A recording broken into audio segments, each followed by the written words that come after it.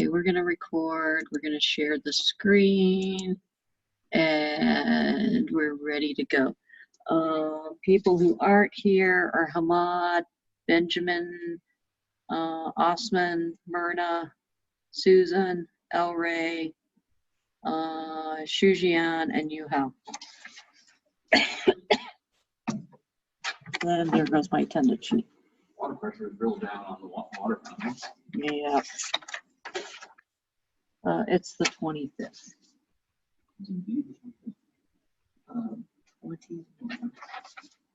Okay. So you had homework 3 due today. Yay, there's only 2 more homeworks left. Yeah, homework 3 is pretty circuity. Homework 4 is very physicsy. We'll get that, and we won't, that's not due until, let's just double check that. That's not due on here, so it's not due until we'll get to semiconductor physics over pseudo spring break. No, not due for a few million years. Okay, the midterm is going to be Tuesday, March 9th, or I'm scheduling everybody who's online for Wednesday, March 10th. So please make an appointment with me if you want to do it online, so we can make sure our schedules align. What else is going on? That's, oh, project 2. Project 2 is due a week from today. So get your timing diagrams, start working on your circuit. You'll have to think a little bit, and you can always ask me questions. I'm acting like a senior engineer and not like a professor. Is the usual thing that happens by the time you get to be a senior. We will have an exam review. There are exam review slides posted. Most of the questions, there's one that involves calculations. There's, as in charge sharing, there is one that involves calculations, as in, let's divide this memories up into bits and banks and words and subarrays and all that good stuff.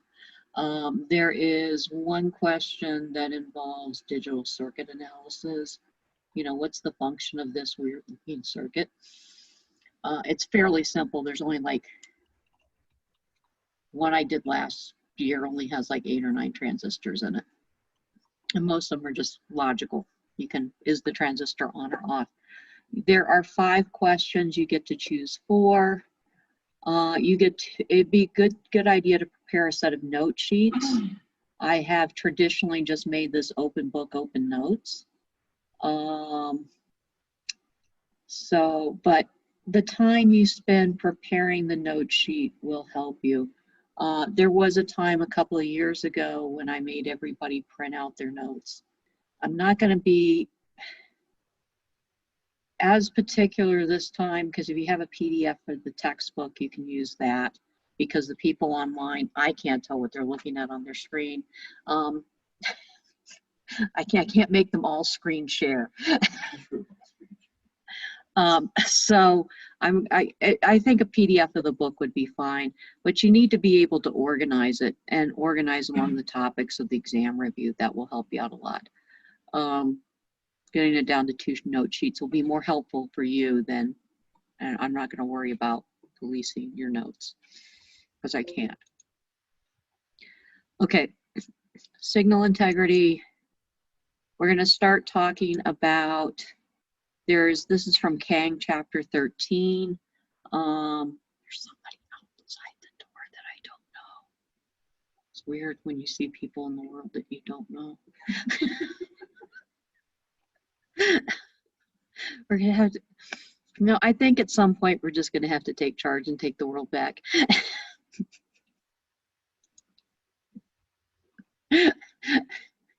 Just, I don't know. Okay, so latch up is the generation of a low impedance path between the power supply and ground. Basically, we have parasitic PNP and NPN bipolar transistors. If we can break the connection between the 2 of them, there's Zach. That's okay. If you can break the the connection between the PNP and the NPN transistors, you won't get latch up, because the latch up actually comes from this SER, silicon controlled rectifier. It's also called a thyristor. It's a special type of transistor. It's got 4 terminals. It's a PNPN. And we'll look at the I walked down the hallway and I forgot to put my mask on. Walked all the way out to the car. Nobody saw it. There's nobody in the hallway, so it wasn't like it was. Okay. And we'll look at some ways to prevent it. When we usually care about latch up is the pins that connect to the outside world, because inside our circuitry, we can control, we can prevent these voltage pulses that cause the start of this from coming in. But when we're connected to a pin, someone might accidentally put a pulse on one of those pins and utterly destroy my chip.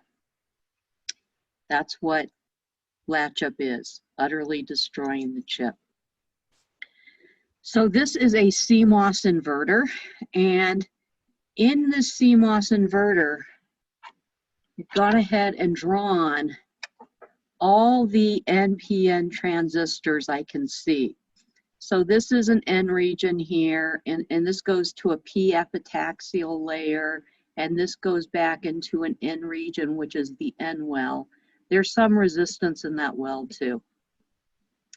There's another, this is called a dual emitter transistor. It means literally there's 2 emitters. There's one right here and one right here. We used to have to learn about those back in the dark ages of the 80s. The PNP transistor, it comes from the P diffusions on the PMOS transistor are the emitters. The base, the N side is the N well. And the collector is down in the P plus substrate. And all of these things have resistances associated with it. So anytime I have a PNPN structure, I've got the makings of a silicon controlled rectifier or a thyristor. We'll talk about what a horrible device that is in a minute. So I've got basically here N, P, N, P, N, and well, P. I built one of these devices. Now, Dr. Yaramasu would argue with me about the horrible part, because they actually use them in power systems. They have a little better frequency response. Well, they have better frequency response than MOSFETs. So when you need something to switch current faster than a MOSFET can, you use something like this. They do have their place in the world, which is why people know the theory of them. Now, the circuit model, I basically took this big mess inside of here and I drew it away. I drew it the way a circuit designer would look at it. And these connections are labeled, which will help me like figure out what to do later on when I want to make this thing not work anymore. And that's the goal here. We want to break this circuit so that it no longer acts as a thyristor. This is the connection through the N well right here. Notice it's going from the base of Q1, I have to think of my NPN words, to the collector of Q2. So that's that connection right there, is this connection right here. And you could go through and trace through all this and figure it out. Yes. Now, one of the things that we can assume is that our sub and our well are large enough that they're an open circuit. So we can take those 2 connections out to help simplify the design. What I would do, my methodology for attacking this circuit would be I'd take it and I'd simulate it in multi-sim. Or Mentor graphics if I felt really ambitious. But multi-sim, if I could come up with a good enough model for the transistor. Well, yeah, okay, I don't know. So I'd simulate it and I'd start playing around with this, and maybe if I break the connection to the N well, do I still have an SCR? And I would see how the circuit operates like that. And then once I figured that out, I would try to figure out a way to break the connection to the end well, which is actually something people have done. And we'll see pictures of that in a minute. Now, this is why SCRs are bad. This is the IV characteristic of a silicon-controlled rectifier. Power people love this because all I have to do, if I'm putting this in operation, is I put a high voltage in, a high enough voltage in that it gets to this operating point, and then the current starts to go. If the current can go up from there, it'll go up and it'll reach this region here. Once it gets into this region, I can't turn it off. The only way to turn it off is to put another equally high voltage pulse on it and with not enough current and put it back into this region. Yeah, you have to put it high voltage with a higher current and it goes into this region and it stays on forever. Okay. If you turn it off, would you hook it up to like a switch? So you flip the switch and you open the circuit? Yeah, you could do something. There is a way to turn it off.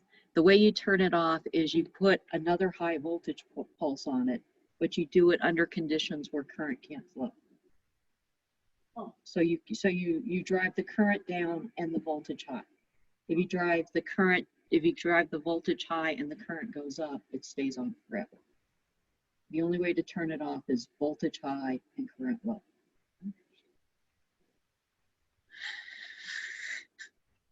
Okay, given that when we deal with these SCRs and we're talking about latch up, they're usually caused by somebody accidentally putting a high voltage pulse onto the pin.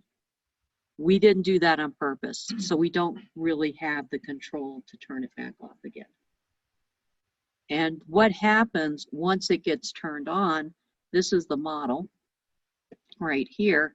I've got whatever V high is, the stable voltage right here, is a voltage source in series with a resistor. Now, if this is going to VDD and V high is a relatively low voltage, all this device does is puts current through it. And generally, it's enough current that it overheats the silicon and blows it up. So we want to avoid this at all costs. And this is another reason why there's all that circuitry around the output pad. Who designed our output pads? Bruce. Of course. So going through and analyzing this, IB over IC2, it's the IB over IC2. They're not related. This is going to be about 1. IC2 over IB2, that's defined as the beta of transistor 2. IC1 over IB1 is the beta of transistor 1. One of the things I can do, we took our sub out and we took our well out. They're open circuits, so that kind of simplifies the circuit analysis a little bit. My NPN analysis is a little rusty because I try to skip that in 280 as much as I can. I've used a couple of NPNs in the past couple of years, but not often. We want to break. The way to get through this is to break this feedback loop. If we can break that in-well connection, then I have with those open, I have 2 isolated NPN transistors and I get rid of that SCR.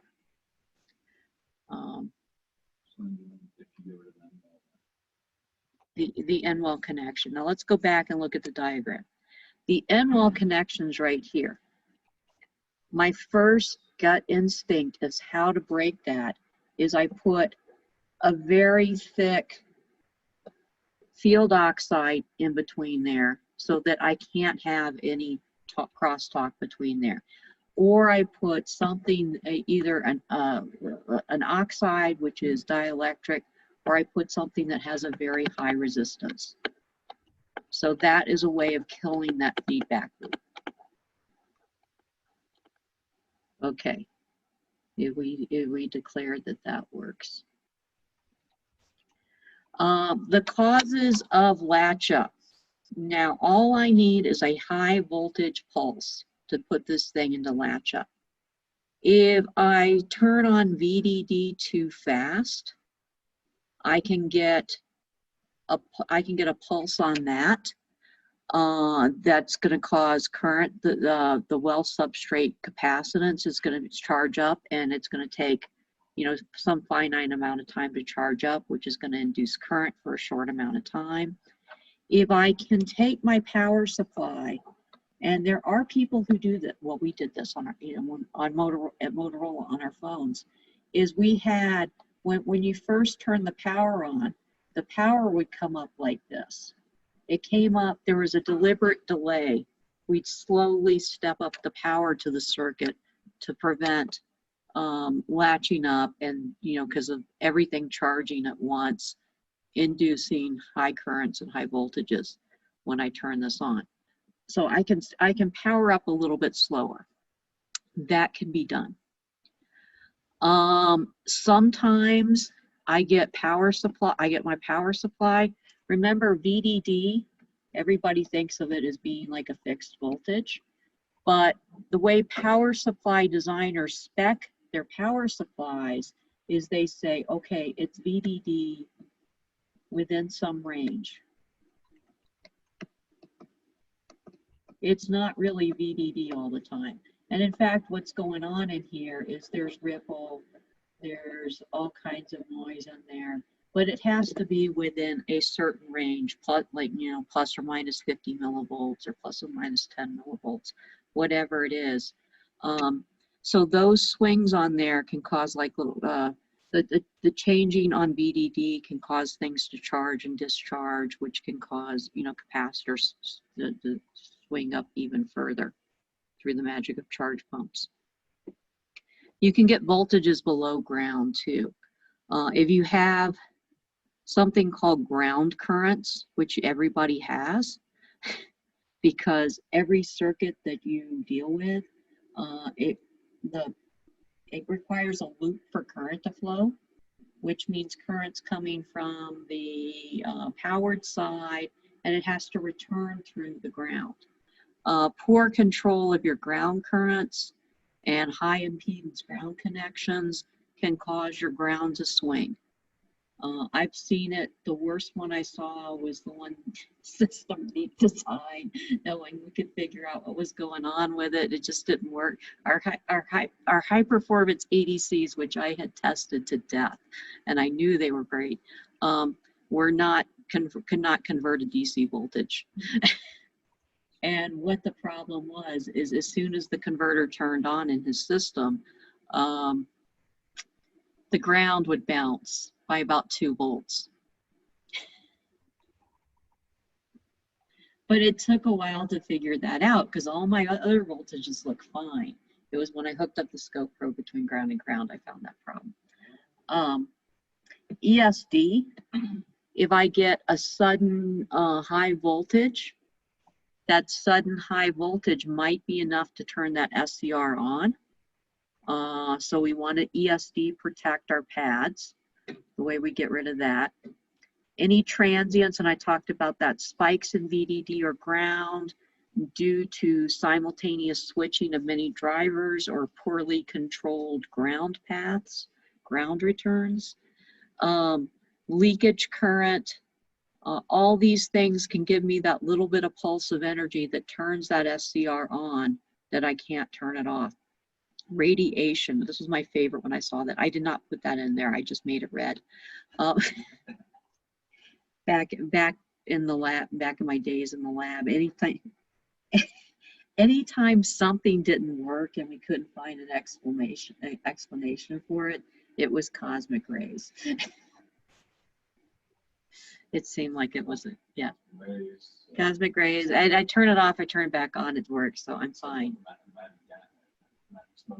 You know, the magic smoke was more noticeable. Cosmic ray problems are, in our world, look more like it's not working. I'm going to turn it off and turn it back on, and it works again. A lot like dealing with mental graphics, and suddenly it works. How do we avoid latch up? From a circuit design perspective, looking at those pads, we can reduce the beta of those transistors. And the way you make bad NPN transistors, one thing they found is they go ahead and gold dope the substrate, and that makes it, that changes the resistivity of it. We use Schottky source drain contacts. Schottky is, instead of using a PN junction, we use metal for one of those contacts on either the P or the N. And you can actually build a diode like that. They're called Schottky diodes. They're just like N metal. They make diodes too. And those are good to know about, especially if you're a power person, or if you ever have to use a diode in a circuit and you can't tolerate the 0.7 of a volt drop of a silicon diode. If you use a Schottky barrier diode, it only has like 1/10 of a volt or something like that. Power people really love this because it helps reduce power, and it also can improve accuracy in there. Probably the big thing, and the thing I've seen most people, I've seen Bruce Hancock do, is the guard rings. Remember I said, okay, if we can get rid of that contact between the end wells and the end well contact, we can, one way, my first ballpark thing would be, you know, put a big oxide in there, but I can make that oxide could be a ring around the whole device that prevents current from flowing into it from the other device. And I basically break the NP-NPN into an NPN and a PNP. I break it into 2 transistors. So you can do that with an oxide. If you want to keep your layout a little bit tighter, you can put a P+ diffusion to ground. So you basically ground that ring around it so that no current can pass through it, or an N+ to VDD, and put that around the PMOS. You can put, yeah, you can reduce some of those resistances. I haven't seen that done too much. This is the big thing, and we'll have pictures of that. And use small P wells. That helps a little bit too. This is my favorite right here. Use only NMOS transistors. If you get rid of the P wells entirely, you don't have to deal with those guard rings, and those guard rings are going to be big.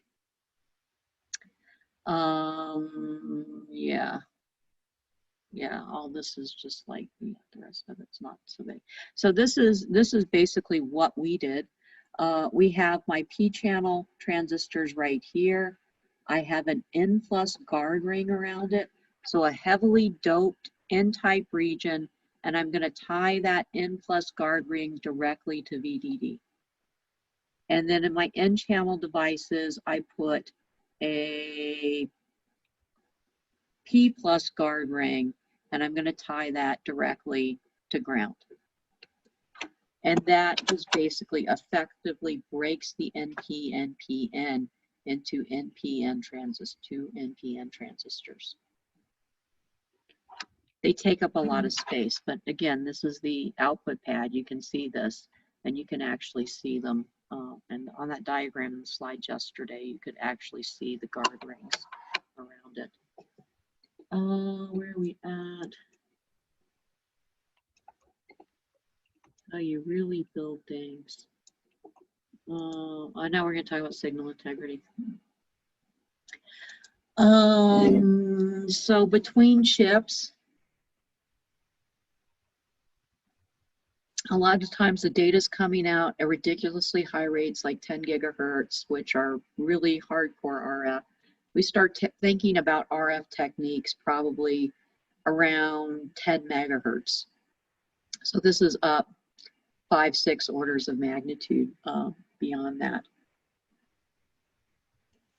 Printed circuit board lines act like transmission lines. We're going to talk about the importance of matching if I haven't beaten that into you enough already, and look at some bus standards. if we follow these bus standards, a lot of times, you know, most people know that the, like, you know, one bus standard, you have signal coming in, serial signal coming in on one line, you have ground, VDD, those kinds of things. But the bus standards are really way more complicated than that. And if you really dig into the literature, the 800-page manual, that's now a PDF that you can control F, thank goodness. You go through that, there will be actual things where they start to talk about what is the impedance of the line that you're controlling between there, what is the characteristic impedance of those lines, what kind of drivers current, what should your driver current its ability to drive capacitance, its ability to drive resistance, and its characteristic impedance. So there's a lot more stuff in there, a lot more layers to it than what a lot of engineers think about that. And this was originally suggested by the guys at Seeker. It's a company up near Boulder. It's between Boulder and Denver. On that little highway there. They hire a lot of NAU grads because the president of the company, Eric Anderson, and his wife, Corrine, who also works there. She's like, I forget what her title is, but she's fairly high up too. They're from Seeker. They build memories for space, and they hire a lot of NAU grads. Okay, so if you're looking for a job and polishing up your resume, this is a good company to look at. It's about 50 miles. And there's a big highway that's like really crowded. And then you can choose to live in Boulder or Denver or someplace that maybe you can afford. AM, more expensive. Okay. I believe it.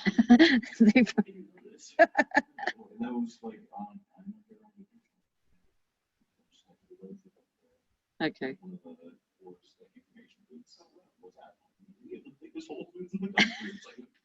Cool. It's now an Amazon warehouse. Okay, these are the readings that are associated with the pre-lecture quizzes, and I believe I've got them posted on the BB Learn now. Somebody called me on it and got bonus points. So this is the whole idea. We've got the chip. We've got, oh good, we got a picture of this. This is an output pad right here. That's going to connect. Old school would go to a wire bond. The new way of doing it is maybe putting a through via into a substrate that connects directly into the package. But each one of these output drivers are like one pin on this IC right here. And the one pin, you can see the lines coming out of it, has to connect to other chips on the board, and it may be part of a bus. It may go to multiple chips on the board for like your data bus and things like that, or your main system clock. So all that has to be connected from the output pad to the pin to the other chips. Every single time you change things a little bit, you get a possibility of having an impedance mismatch. And we're going to look and see what happens when these impedance mismatches are pretty good, are and are really bad. And we'll see what kind of difference it will make in our signal integrity. Okay. I really want to do this every time I see this slide. I want to do this, and I want to do this, and I want to do this. I think they're representing different things but right here. But basically, if we think of that output pad, it's a generator. and it's a step generator. So it is, if this is a clock going at 10 gigahertz, it has, we know from Fourier analysis, from Laplace analysis, that it has frequency components that are much higher than that 10 gigahertz. So it has some characteristic impedance of the source. And then I connect it to the wire. And when I connect it to the transmission line, it's possible that the characteristic impedance of this transmission line does not equal this characteristic impedance. And what happens from an RF point of view, and this is really how RF engineers draw this, is they say, okay, coming out of here, I think of this signal being like a wave. And it's a forward going wave. So it's going in that direction. So this forward going wave going in that direction hits this interface boundary where it has a different characteristic impedance, and some of the signal goes forward and is a forward going wave, which is what you want. And you're thinking about the AC parts of it now. Some of it, if these two don't exactly equal the conjugate of each other, comes back like this. So some small portion gets reflected. This is what whoever taught you 364 this week, who's ever teaching 364 this week, should have taught you in 364, is that basically you got these forward going waves, you got these back going waves with transmission lines, and when this comes back, it's going to distort my perfectly good signal back here. So suddenly, and this is a really bad drawing because it's digital, suddenly this perfectly good signal, it starts to see ringing on it. When I get this transition, when I have these high frequency components, I start to see this ringing. And that's just the backward going wave getting back into my signal source and bouncing around. This normally looks a lot more like a decaying sinusoid. But it really does mess up your signal integrity. And we'll look in a minute and see how bad it can get. What?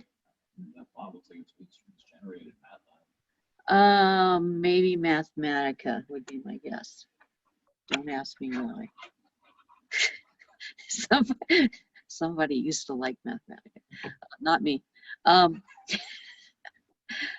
When we think about the interconnections between my source, classically, the way RF engineers did this to get good characteristic impedance on their line is they could connect between the source and the load using a coaxial cable, which has very controlled characteristic impedance. You buy your cable, it's usually either 50 ohms or 75 ohms characteristic impedance, and you make sure your source and load match that to prevent ringing on the line. We'll look at pictures of coax in a minute. Another really cool way to do it is the next thing that they came up with this idea called microstrip. And this is like a miracle. Basically what microstrip is, if you think about this and think about how you build a printed circuit board, this is great. I have a ground plane. Another reason why I like ground planes on my PCBs. I have a layer of dielectric, which is like the stuff they put between the layers on the board to keep them from shorting out. And then on top of that, I put a trace with a controlled width and thickness and height, and that will have a known characteristic impedance based upon the geometry of this, what the distances are, what the width, the height, and the length are. So you can control the impedance of a printed circuit board trace just by putting a ground plane underneath it and doing the calculations and making sure that those impedances match your source and your load. Strip line's another way of doing it. The equations are a little bit more complicated, but it's basically a PCB trace buried between a ground plane and a power plane, or two ground planes, whichever way we do it. And we'll look at those. We got some more detailed pictures coming up. So this is coaxial cable. You've seen it in the 188 lab, things like this. This is the center conductor. This is what your signal goes on to. Oh, I'm going to tell you all kinds of good rules. And then I put some kind of dielectric, and this foil shield just helps mechanically protect the dielectric. I put a braided shield right here, and this is actually tied to ground. I'm not going to explain why today because it's complicated. I have a whole day of this in my other 490, but you only want to ground this at one end. Yes, if you ground both ends of the cable, you are setting yourself up for a nightmare. It's called ground loops, and that's all you need to know. Try doing it with your audio equipment. Ground both ends of the cable and watch it and listen to it hum. Let's audibly listen to it.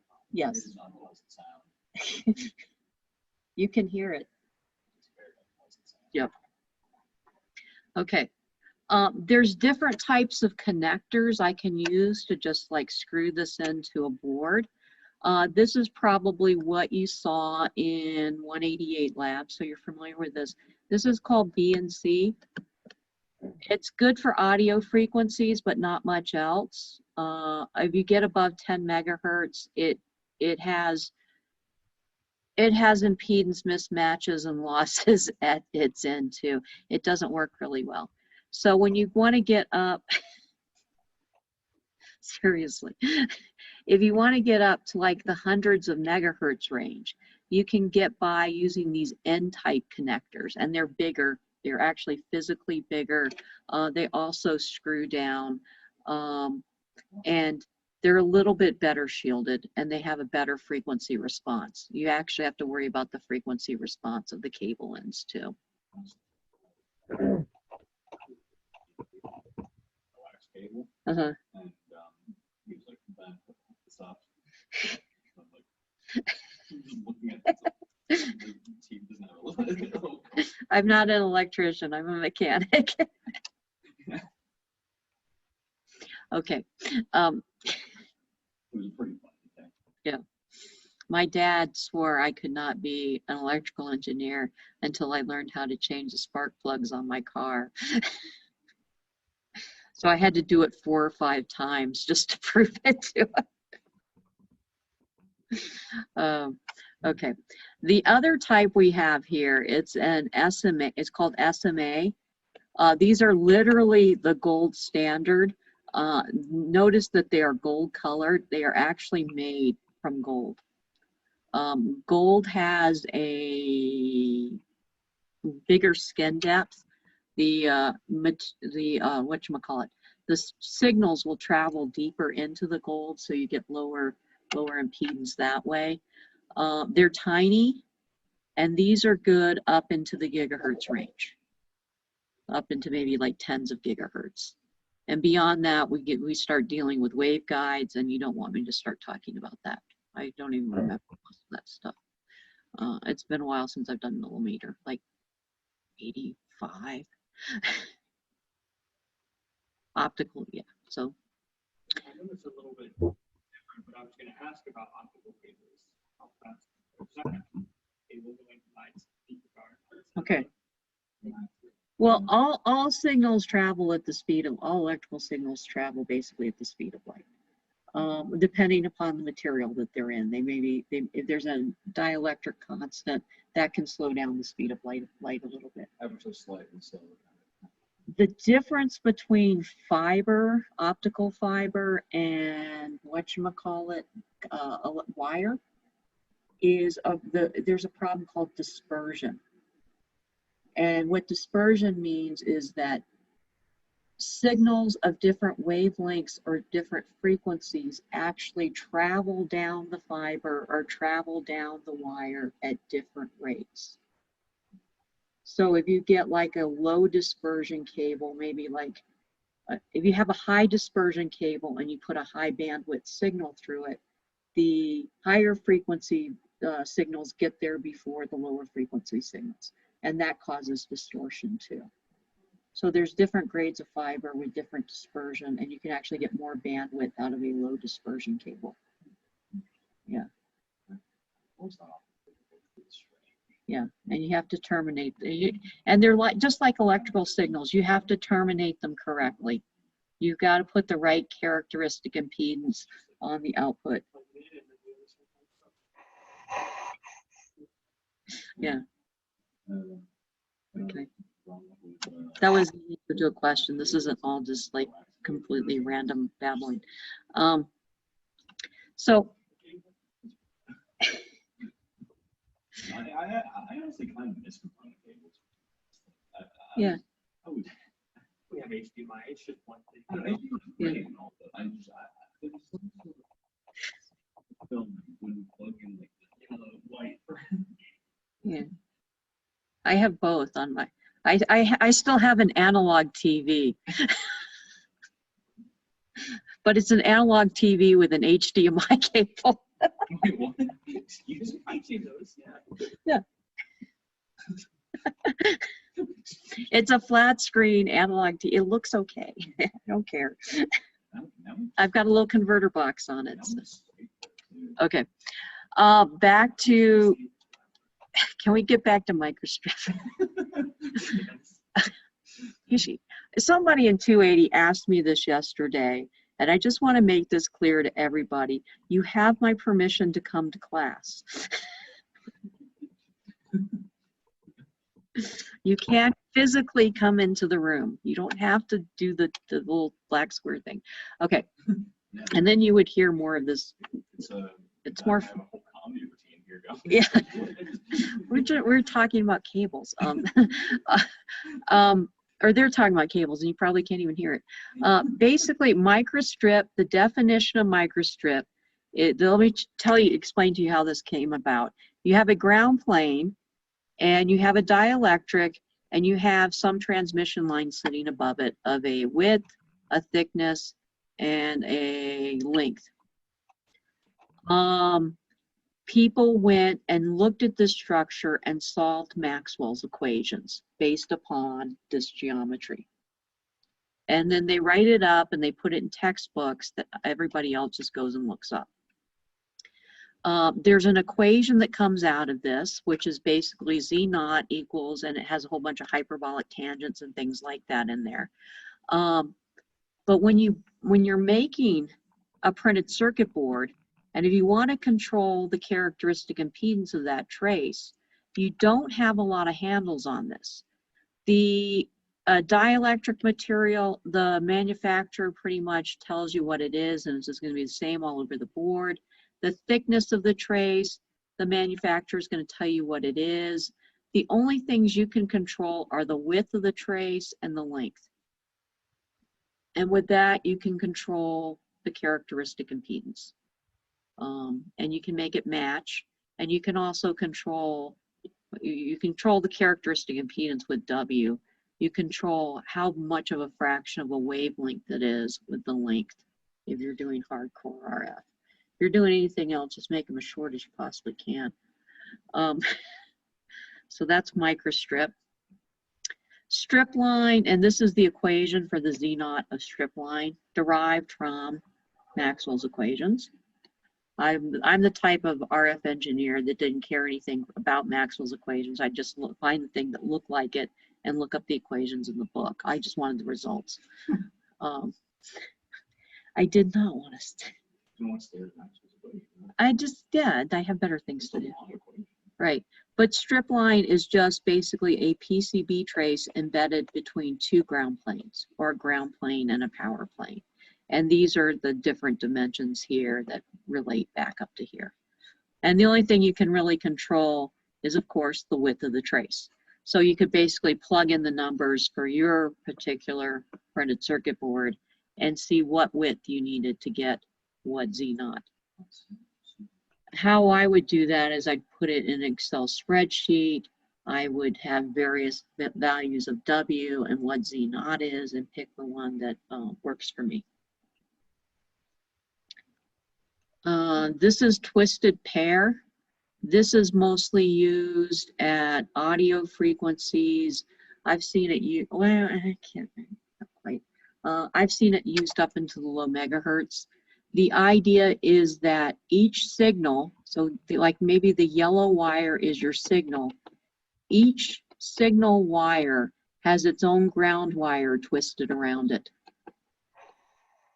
And at the other end of this, you put a differential amplifier, which just amplifies the difference between those two signals. And that helps you cancel out any pickup in that twisted pair cable.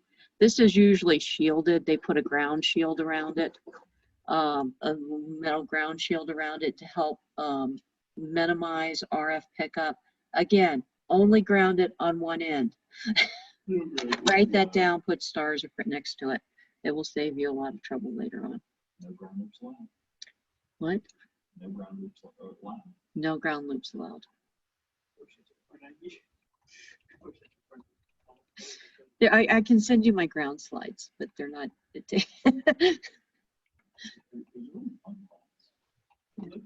It was kind of awkward last semester because it was like I had to completely change the class on the fly. Hopefully we can get back on the bench this fall with people. If you notice in Louis' schedule for fall 2021, there's no NAU Flex anymore. They're all in-person classes. So you better get your tuchus back to Flagstaff. Transmission line models, the general form of this has resistance, it has conductance, and inductance and capacitance. For a lossless transmission line, which is a pretty good model because we have low resistance on those lines until you get up to really high frequencies, it's just inductive and capacitance. And you can calculate the characteristic impedance for a lossless transmission line. Wow, let's see if I get this right. The square root of L over C. It's not the DC resistance, it's the ratio of the AC voltage to the AC current. It's not a DC resistance, and it happens all the way down the line. Again, it's one of those linear model things that you have to be careful of how you apply that in your system. Just like the R out of a transistor. Oh, there it is, I was right. Square root of L over C. This is a real number because inductance is always positive and capacitance is always positive. The propagation delay is the amount of time it takes the signal to go down the line. It's the square root of LC. This is where you have to be careful with dispersion, is the L's may be frequency dependent and the C's may be frequency dependent, which gives you a frequency dependent propagation delay. If you have wide bandwidth signals, that can be a problem. Yeah. So single wire above a ground plane, Z0's around 575. Microstrip, look here, the only thing I'm varying is the width. The width is going from 0.7 of a millimeter to 1.5 millimeters. And I'm varying my Z0 by like 50%. Coax is 50 or 75 ohms, depending upon what you buy. I have a whole, this was Motorola proprietary. I'm sure nobody cares anymore, but I have an entire book that's about this thick on coax cable. That is a tau. That is a tau. That's like it's like a time constant. It's a propagation delay. I want to make sure that we're reading it. Right. Somebody's actually taking notes. Oh, yeah, okay, so we want to talk about the reflections. Remember I told you, I told you this today, if the characteristic impedance here does not equal the characteristic impedance here, I'm going to get reflections. There is a way to calculate what that reflection is. And you should remember that, hopefully you saw this in 364, if nothing else. If you're at the source, The reflection coefficient represents the fraction of signal that you have going out of the source that bounces back and goes back into the source. So this is a bad thing. This is the percentage of signal that gets fed back into the source. And you can calculate that by just using should be a Z, the impedance of the source minus the Z0 of the line over the impedance of the source plus the Z0 of the line.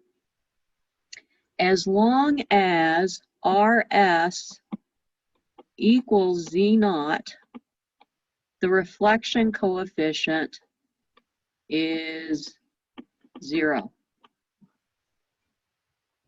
Because then you get 0 over 2Z0. Now, at the load end, it's RL minus Z0 over RL plus Z0. So again, the ideal thing here is that RL equals Z0, at which case the denominator goes to 0, and gamma L equals 0. I have absolutely no reflections when I match my impedances. So let's look at some examples. And we're just about to, oh good, I've got 20 minutes to do this. Make it out a few minutes early today. The Z0 of my line is 50 ohms. Now I'm driving this with a source resistance of 0 ohms. So my source reflection coefficient is 0 minus 50 over 50. It's -1. Gamma S equals -1. If my load coefficient, if my load resistance is infinity, I get infinity minus 50 over infinity plus 50, which comes out to be, infinity is much bigger than 50. so this comes out to, I got people in here encouraging me. At least 7 bigger. It's a factor of 7 bigger. So gamma L equals 1. Varying things in here, I could be going from 10 ohms to 10 k ohms. Let's just figure out one end here. 10 minus, no, did I have numbers here? Did I bother to do that? Okay, I only did case 1 and case 4. They did the best case and the worst case. But for case 2, it would be 10 minus 10 k ohm over 10 plus 10 k ohm. Again, the 10 k ohm so much bigger, it looks more like this one. What? All your RS and RL in the same equation. Oh, yeah. Well, oh, 10 minus 50. Yeah, you're right. It's still, yeah, this one, this end is going to be terminated really badly. This one is going to be terminated. This one is slightly better. It's closer to 50, and this is closer to 50. So this is the worst. And it gets better as it goes down. And this is ideal. And the arrow indicates it's getting better. Ideal, they're both 50, and the reflection coefficients are 0. Why do I care about reflection coefficients so much? And this is the punchline here. Look at this on an oscilloscope. I can see it now. I can make that bigger. Wait, view, zoom. Let's make it 100%. Let's try that. It did the wrong side. It's at the bottom of the screen there, bottom right under where it has the everyone's names. Oh, right here.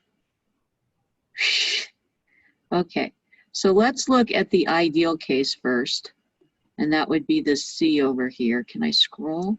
Yeah. Oh, wow. I'm so impressed with what computers will do when they work. So this is the ideal case in here for C.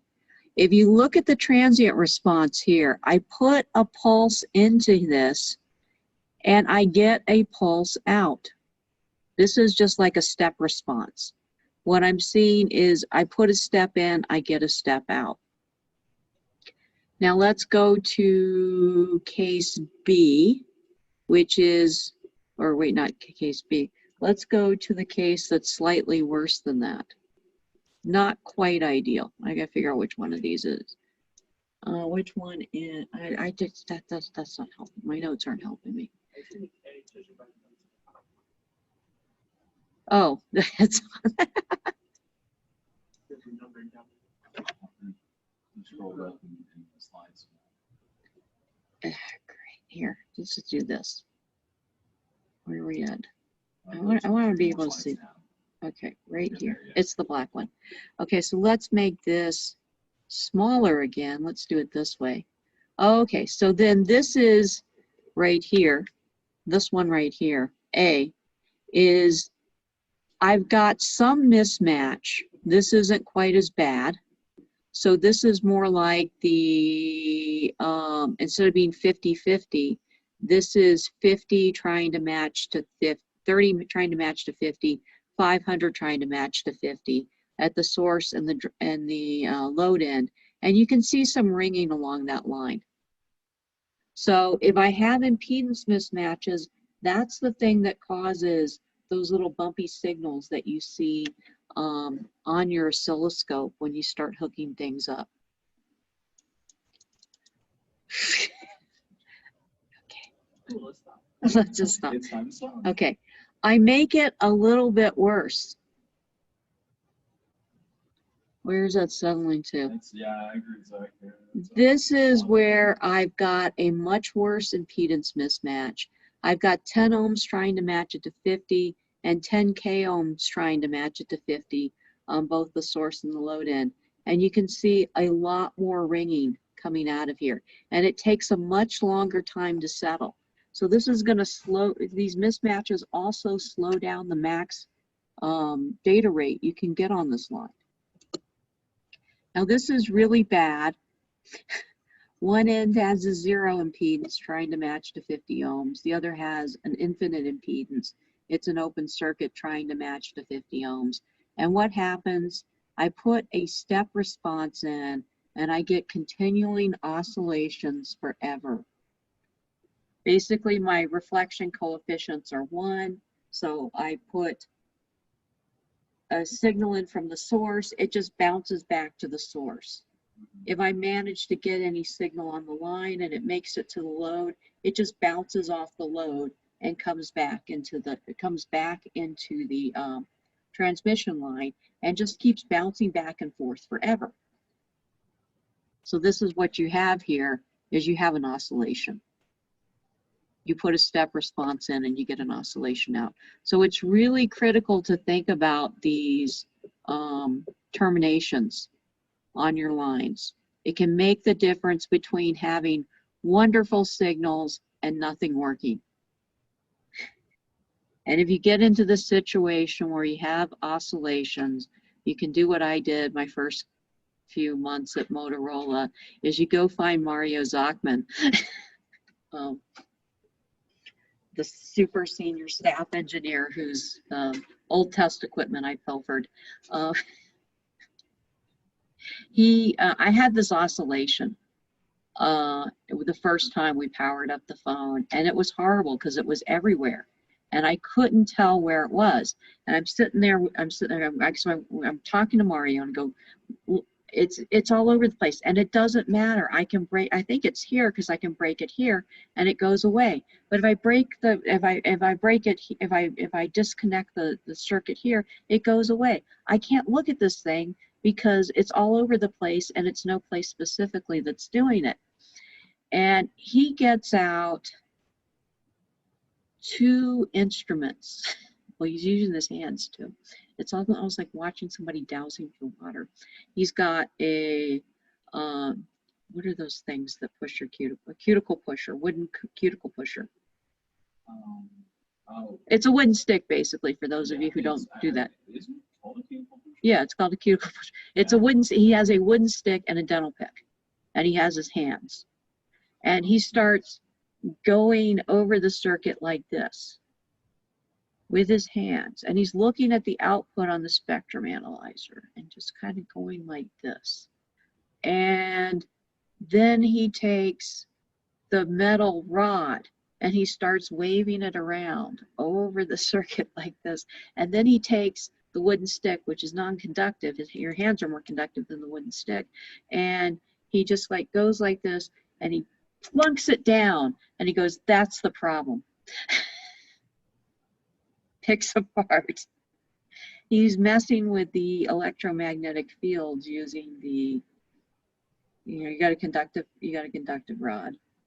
And then he's kind of looking, I don't know how he did that, but he was right.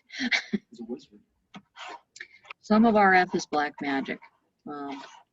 If you go into that field, you basically, you need to apprentice, basically learn from somebody. And there are classes also at ASU, and I'm sure there's other universities that do a lot more with RF than we do here. Yes, Ricardo Toledo, he did an RF capstone project here with Dr. Willie and ended up working on his master's degree at ASU. He's taking the same classes I took down there, all the physicsy classes. Yeah. Okay, so let me call roll so I can let you guys go. I'm just babbling at this point. Ahmad. Or maybe I'll just look at the screen. Yes. Oh, you're here. Benjamin. Not Ben. Osman. Myrna. Susan.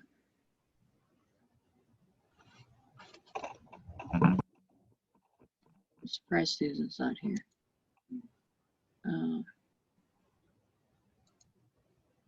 Elizabeth, Connor, Ahmad. Yeah. Oh, probably because they were working on the homework and they got frustrated. Oh, career fairs today. That's right. Okay. Okay, no problem. Okay. Send in resumes. So I will see you guys later. About 5 minutes early.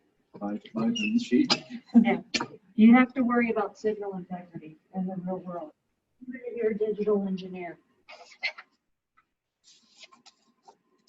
Yeah, we did lose someone like midway through class. Yeah. There's not that many people. Yeah. There's 3. One of them sent me an email saying he couldn't go. He's going to watch the video. Okay.